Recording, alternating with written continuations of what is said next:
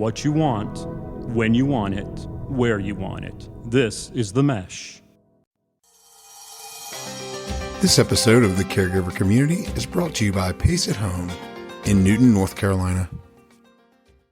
I used to think healthcare was all the same until I discovered Pace at Home. Now I can come to a place to stay active, see the doctor, or just enjoy a meal with my friends. Plus, having a team of people that help me make sense of my options gives me the support I need to stay in charge of my own health. It's been life-changing. With Pace at Home, we offer a unique lineup of personalized care and a caring staff that feels like family, all under one roof. Call today and discover a community of caring delivered at your own pace.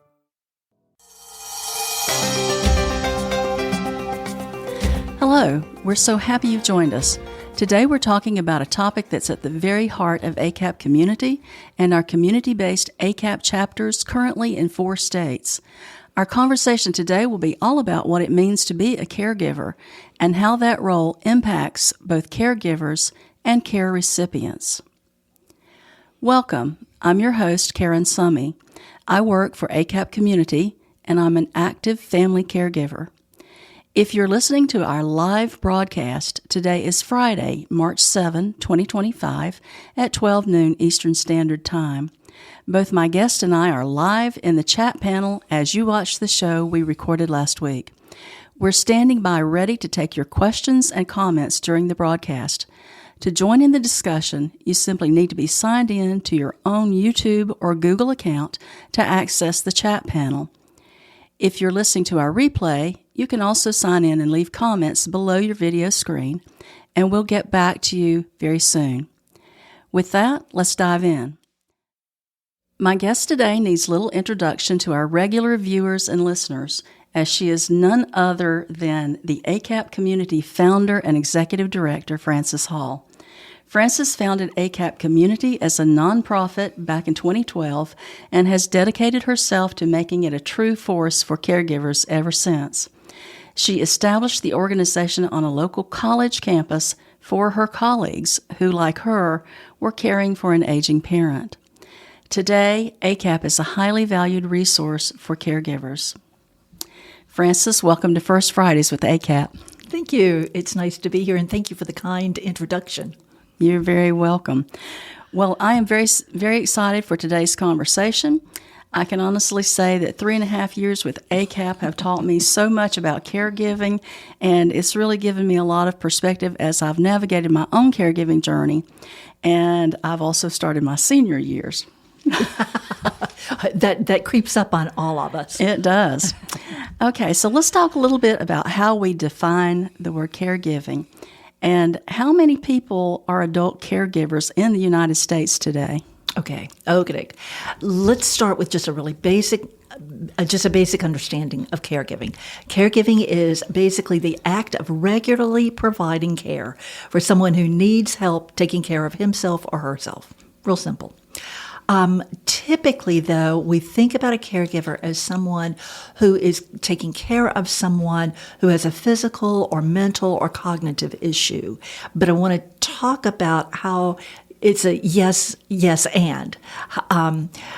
Taking care of someone who's confined to a bed or a wheelchair definitely is a caregiver. Helping take care of someone after surgery or a heart attack or a chronic kind of condition definitely is a caregiver. Someone who's caring for a loved one who has dementia, definitely a caregiver. But caregivers also attend to emotional care for their loved one, listening to them, talking with them, reassuring them, and regularly being present emotionally and physically. Financial care, balancing checkbooks, paying bills, doing the purchasing of things that are needed, providing services, regularly cooking, cleaning. I need people to come do that for me, but absolutely. Regularly cooking, cleaning, cutting grass, shopping for food, filling pill boxes, making doctor's appointments, transporting people to those appointments, joining them for the appointments, all of those kinds of things. So bottom line, caregiving can range from something very, very simple to extremely complex. Caregiving can be very rewarding and give caregivers a sense of purpose, but it also can be very hard, absolutely overwhelming and exhausting and frustrating, and at times exasperating, very honestly. Caregivers are the backbone of our long-term care for older adults in the United States and really worldwide. And it, in the United States, is considered a national health crisis. Regardless, most caregivers say it is worth it. It is an opportunity for parents, with our parents, it's an opportunity to give back to them. For a spouse or another loved one, it's an opportunity to continue that care. And there have been a lot of changes in caregiving in recent past, such as just simply the number of older adults and that we're living longer. We baby boomers are coming through, and here we are, folks. Women in the workforce. We're not any longer just the homemakers and the caregivers. We're in the workforce, and so we're juggling all of that. Composition of families. We have blended families, and we have families that look very different than in the past. Distance geographically and emotionally. I think about the Waltons and John Boy, and 3 generations live together. Typically, we don't do that anymore. Certainly, healthcare has changed and technology has changed dramatically. I think you know that every 5 years, AARP and NAC, National Alliance for Caregiving, conduct a major survey with thousands of caregivers for older adults. And they really get to the bottom of what it is to be a caregiver and what the needs are and that sort of thing. What they have found in the 2020 report, we haven't gotten the 2025 yet. Right. But in 2020, they were saying that more than 53 million people in the United States were caring for someone who was an older adult. That number is going to be more now. An estimate, just doing some quick math, there's an estimate of 20 million of us who are adult children who are caring for a parent. Almost a quarter of caregivers are caring not just for one person, but for 2 people or more. So that's huge. That's significant. Caregiving is all ages, all walks of life. We are seeing more and more in ACAP of younger adults who are caring for either parents who are not that old but have chronic conditions, as well as older adults who are seniors ourselves who are caring for aging parents who are in their 80s or 90s. And so it really is a whole gamut. But a lot of people, and part of why we don't have the name caregiver in the ACAP name, Adult Children of Aging Parents, is because so many people who really are caregivers don't see themselves as being a caregiver. They don't define themselves in that term. Right. And, you said a lot there about caregiving and what caregiving is. And it's easy to see why a lot of people don't really claim that title a lot, because they maybe don't think about some of those simpler tasks rather than the ones that are so profound you automatically know. But there are a lot of nuances in there about it too. Any other thoughts about why people really are not just saying that I'm a caregiver? I think a lot of it is that it's taking care of somebody that they love. It's taking care of a family member. And so that's not a caregiver. I'm just taking care of mom or dad or a husband or wife or partner or this is what we do as families. And so they don't define it as being a caregiver. Some just plain don't recognize, as you just said, that these smaller things, that we don't define that as being a caregiver, because we think of, caregiver is this big activity and this really intense kind of thing. Some, I think, don't want the designation.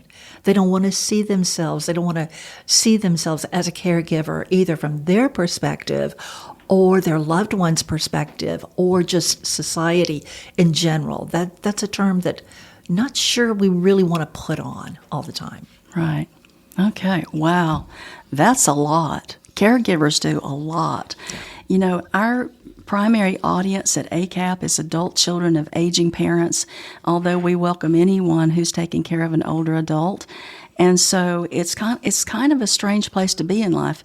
Here we are with people who have raised us from children, and we're now adults, and suddenly we're cast in an opposite role where we find ourselves helping mom and dad with things they can't do anymore, or maybe they just don't desire to do anymore.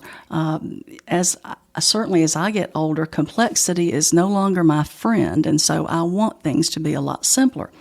So what strategies did you use when you became a care partner with your own mother, and what would you recommend for others doing the same with their parent or loved one?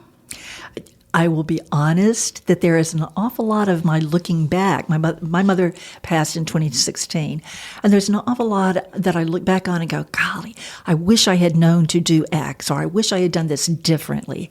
But my takeaways are, and one of the things that I really tried to do was simply to be respectful and to be compassionate, to really do for Mom what I would want someone to do for me.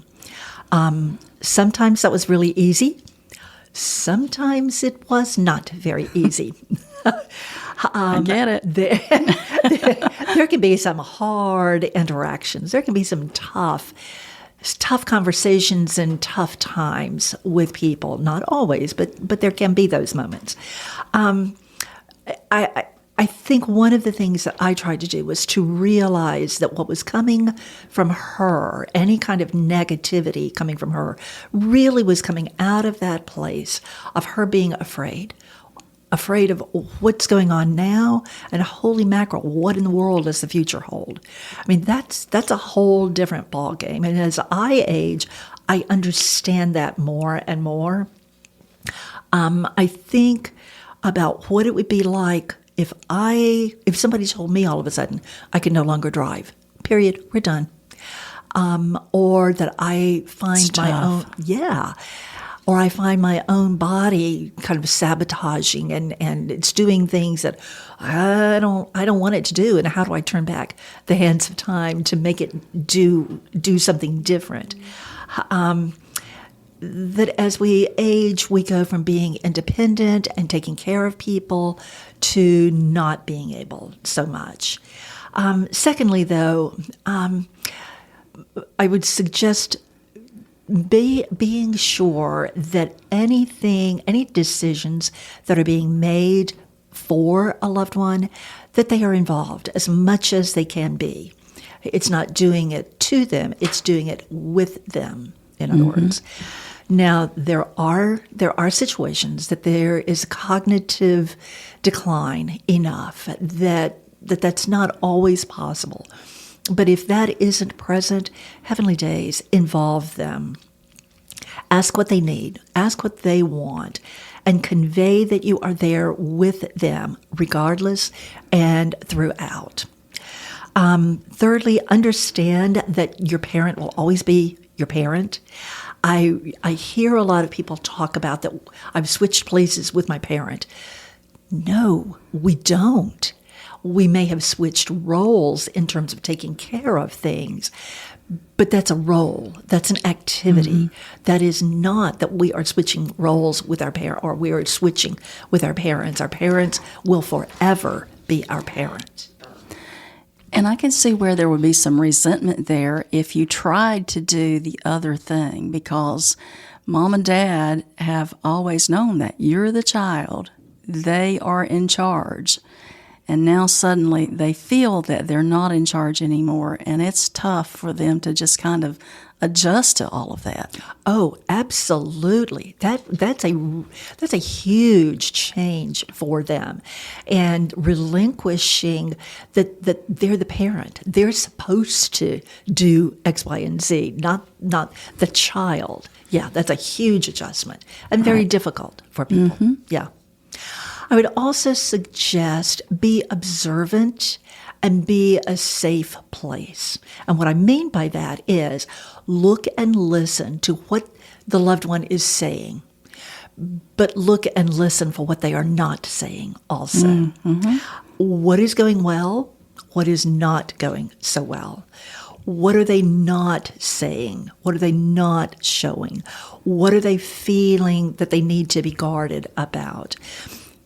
Possibly they don't feel safe, that if they showed whatever is going on, that they're concerned about what your reaction would be. Because it's really easy to go, oh, the sky is falling and we need to do X, Y, and Z to take care of this loved one, parent, or anybody else. And that's not always what is needed. Again, continually convey that you will be there for them and with them regardless.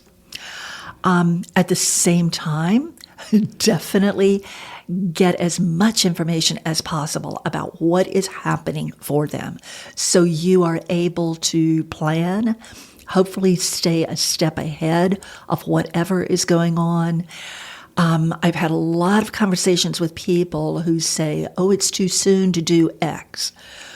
Well, if that X, whatever that is coming through your head, then no, it's not too soon. Do it. Go on and do it. Just become aware of what the resources are, who you turn to, where you can go for whatever the need is. Avoid making promises that you may not be able to keep. There are so many people who promise mom and dad, oh, I will never put you in, quote, put you in a nursing home. That may or may... That's a big one. That's a big one. That may be able to be accurate if there are plenty of supports around, but for a lot of people, it gets to a point that there's no way to keep that promise. And quite honestly, there are a lot of situations that truly an assisted living, even a nursing home or a memory care, can truly be the most loving, the most compassionate, and the safest place for a loved one. Goodness knows, take care of yourself as a caregiver. And we hear this, and it is so hard to do. And I will be the first to admit, I did not do a good job of this when I was in the midst of things. But it's that proverbial, put your own oxygen mask on first. It really does make sense, because if you fall by the wayside, then where are you? Then where is your loved one? There is no resource then. And part of that is to develop a team of people who can come along beside you and be there to help, to take over if needed, to help take the load. For example, certainly family members. If there is any possibility of getting other family members involved, do. Friends, you need your friends. Absolutely.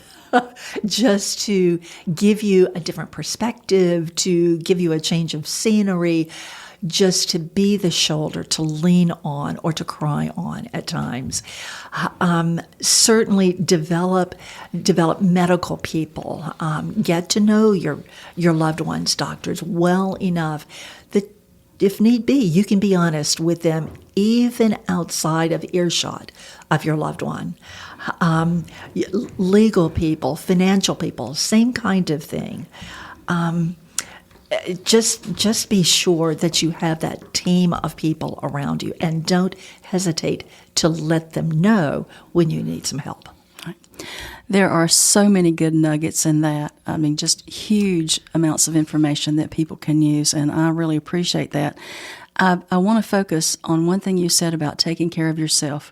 That is so very important, and it's something that I've spent many years worrying about myself, because I know that other people are dependent on me. And so I'm thinking, if I'm not in good shape, then I can't help them either. So I think about that a lot. And we know that caregiving can bring a lot of joy to our lives, but we also know how stressful it can be. So focusing on that for a moment, the 2020 caregiving report that we've been talking about says that only about 41% of caregivers report their own health as excellent or very good. That is a huge number of people who are unhealthy, and that percentage changes all the time, and it's getting worse. So how do we account for the poor health of the caregivers? Oh, heavens. Caregiving can, it doesn't always, but it can take a huge toll on health, physical and mental, emotional relationships, spirituality, one's faith, financially. Every realm of life can be touched by caregiving and have a toll on it. Let me come at that a couple of different ways. Caregivers typically often are at the height of their career. The average age for a caregiver is 49 years old. That's pretty much the height, kind of getting That's into the right height there. Mm-hmm. of your career. Caregivers average 24 hours a week on just caregiving tasks. If there is dementia involved, it doubles. So you've got somebody who is spending this incredible amount of time in some form or fashion with some part of caregiving. But they also have potentially a full-time job. And certainly for single people, there's no question they have to work. I was fortunate enough that I was able to stop work after several years. But a lot of people are not able to do that. They have to work. But in addition to caregiving and work, then there is a spouse or a partner at home. Often there are children at home, that sandwich generation. There are other obligations and interests in the community, friends, community involvement, exercise, hobbies, faith communities. Plus, there is this enormous stress of being a caregiver and being thrust into this situation that there is so much that is needed to know, and there's such complexity, and there's so much juggling going on, juggling of all of work and home and caregiving, that there is a lot of stress, and people are sometimes caregiving can be very simple, but sometimes it's very, very complex and complicated things that they are trying to do. Lots of stress, as you said. Right. Lots of exhaustion, physically and mentally. A lot of times, if we're working, workplace benefits are not adequate, are not going to give us what we need. It's not going to give us the time to really attend to the caregiving, and it's not going to give us the time off for relaxation. We have to keep working. We have to keep trying to balance all of these home and caregiving and work activities. Sleep is difficult. Getting healthy meals is difficult. Exercise is difficult. Finding time to relax is difficult. Getting out from under the pressure and strain is difficult. But our bodies are made that we have to have restorative activities. We have to have rest. But everything that brings that rest and that restoration is really hard to come by. So we are continually on in just this continual state of being on all the time. And Absolutely. all of that really takes a toll on us health-wise. Wow. It is really a tough task. I mean, that is just so obvious. And, you talk about people who are at the height of their career who are now also becoming caregivers. And not only is it stressful from the physical aspects of doing that, but, the caregiving report says that about 61% of the people who are doing the caregiving are workers. They do have an outside job. And when I think about 24 hours of average caregiving a week, that's 3 days of work. And if you already work 5 days of work and there are 7 days, you're a little overloaded. That's right. Yeah. So the other part of it then is looking at the finances. So if you're taking that time off or you're doing something that you need to do, what are the financial impacts here for caregivers? Huge. And let me underscore that in big, bold neon. Huge impact. And the impact is not just for now in the immediate, but the impact really is long term. So let me talk about that a little bit. You're right. 61% of caregivers are working. 61, 1 in 6, I'll get this in a minute, 1 in 6 working adults is also an unpaid caregiver. That's a huge number. On average, caregivers lose $300,000 over the life of being a caregiver. That has huge implications. Plus, they spend now, round figures, $7,200 a year every year on those needs that the loved one needs. All kinds of just things. quick math. That's $600 a month. Right.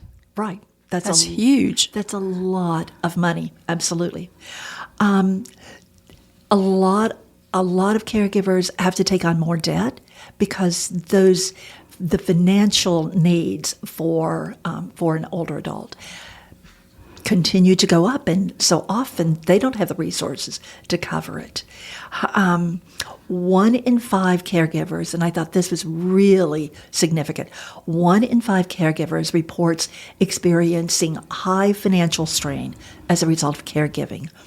1 in 10 is unable to afford basic expenses like food. That hurts my heart. Mine too. It really does. That's rough. Absolutely, it is. Caregivers who are working often have to rearrange work schedules. They come in late or leave early. They decrease hours. They take vacation time to take somebody to the doctor. They take vacation time to go sit with someone in a hospital. And in addition to all of that, while they are at work, many are distracted. Early days, of course they are. They're trying to make medical appointments, and they're even just thinking about what's going on. And so they receive poor job performance reviews. That has huge impact.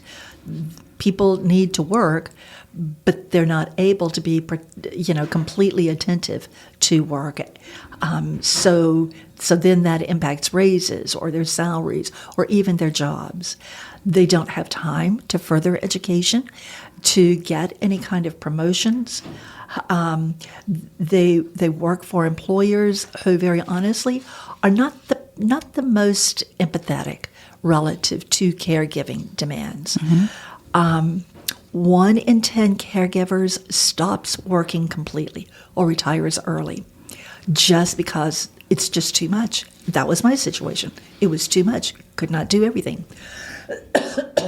That was sort of my situation also, is that, I made the decision myself to return back to my hometown because Mom and Dad were getting older, and, I felt like they could use some additional assistance. My brother still was working, and so they just needed someone just to be present, just to be there in case they needed something. Right. And so, I retired early, and that had an impact on my retirement funds and that sort of thing. So, yes, I can see quite easily why that's a big issue. And that's right, Karen, that so many people make the decision either to cut back, I have a friend who was heir apparent, would have gone into the supervisory role, and she said, I can't because of caregiving. I can't do more. And so, yeah, it has huge impact in terms of the immediate dollars coming into the home, but it also reduces Social Security and retirement benefits. And so this is a long-term kind of impact. And just to be clear, it's not that Mom and Dad may be asking for that help in any way. It may be that you just feel that you want to be there and that you want to do that for them. Right. For all they've done for you. Absolutely, absolutely. And again, that's that. It can be from a kind of an innocuous, no big deal kind of thing, all the way up to very, very complicated, very involved and intense caregiving. The other thing that happens, and this kind of goes back to the conversation earlier about healthcare, is that so many caregivers are now finding themselves with difficult health situations because of the stress, because of what caregiving or the balance. It's not just caregiving, but it's trying to balance all of those things. And so then that means that at the time when their incomes are reduced, their future financial stability is compromised, then they have health issues that include or mandate additional cost for their own health care. The caregiving impacts not only the individual, but also the family, and not only the individual immediately, but long term. The individual, the family, companies and corporate United States, the labor force, communities, and our entire nation. Lots of conversation these days about the impact of it. The implications for this are just huge. Just huge. And we've talked a lot about the impact on caregivers. And let's spend a little bit of time talking about the impact on care recipients as well. You know, we mentioned when we started that there were more than 53 million adult caregivers in the United States, and that was the number 5 years ago. It's increased since then. And about 1 in 4 of those are providing care for more than one person. That would bring the number of care recipients in the United States today to like 65.5 million people. Right. That's a huge number. That's, 1 in 5 Americans that need some sort of care. So it stands to reason that there are a lot of people out there who are finding themselves in situations where they need someone to help them. From your personal experience and what you've learned through ACAP in the last 13 years, what can caregivers do to ensure that their care recipients live their best lives for the rest of their journey? That's such an important question. I think first, pay attention. Just pay attention to your care recipient, to your loved one. Just be aware of what is going on for them. Spend time with them, not as a caregiver, but as someone that you really care about this person, and they really care about you. Remember, as you said earlier, we don't want to be in this situation. We don't, when we were younger, we don't think about what will it be like when I am potentially much less capable physically and mentally than I am now. That's a hard transition. Because when you're young, you're going to live forever, and you're going to be healthy until the day that you die. Absolutely. You don't think about all these other things that are going to take place. That's right. That's right. Yeah. Be patient, definitely. And that can be very difficult at times, but try to be patient with people. Everybody is going through something. And when I'm saying be patient, that certainly is with the loved one, the care recipient, but that is with everybody that you encounter. Everybody is dealing with something. Educate yourself about, if we as the caregiver are more educated about what our loved one is going through, then that helps us help them, because we are more calm. We are more aware of what is happening and what might come in the future. Find ways to give them independence whenever and however they can have it. And again, that can be a challenge depending on the situation. But try to find those nuggets, as you call them. Try to find those nuggets, those opportunities that they get to choose. Have honest conversations with them. They can see through the fakeness. They can see through what, if we're trying to come to them or at them with something that isn't really authentic for us, they'll see through that. And that's really important to remember, because these are the folks who raised you. Right. They know you. They know your authentic, original voice, and if you aren't using it, they see that immediately. Right. You can't hide that. Right. I heard a long time ago something about that the parent said to the adult child, "I installed those buttons. I know how to push them." Right. Kind of the same thing. Yeah. Yes. Yeah. And for your loved one as well as for yourself, know when to seek help.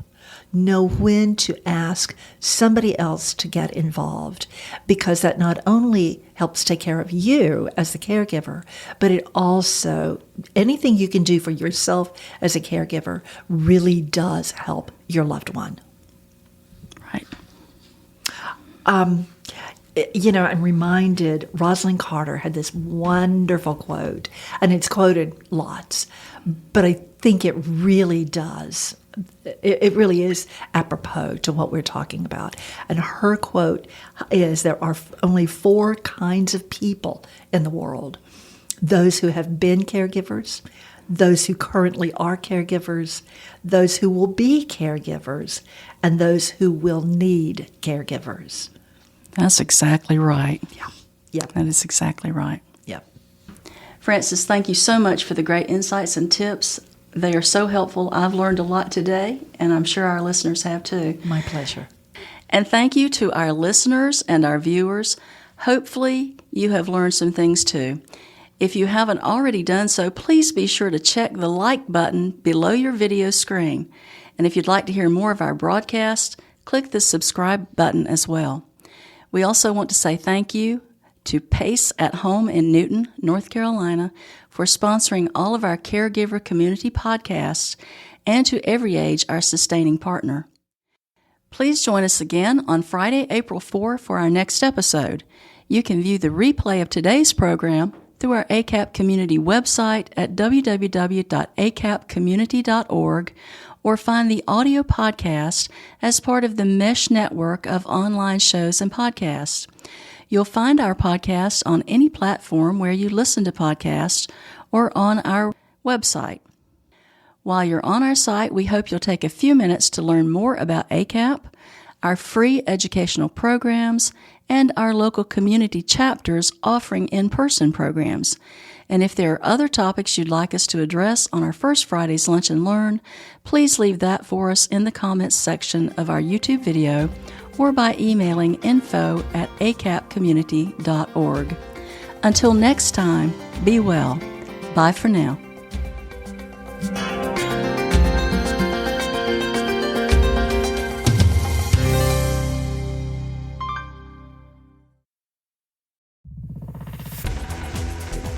You've been listening to The Mesh, an online media network of shows and programs ranging from business to arts, sports to entertainment, music to community. All programs are available on the website as well as through iTunes and YouTube. Check us out online at themesh.tv. Discover other network shows and give us feedback on what you just heard.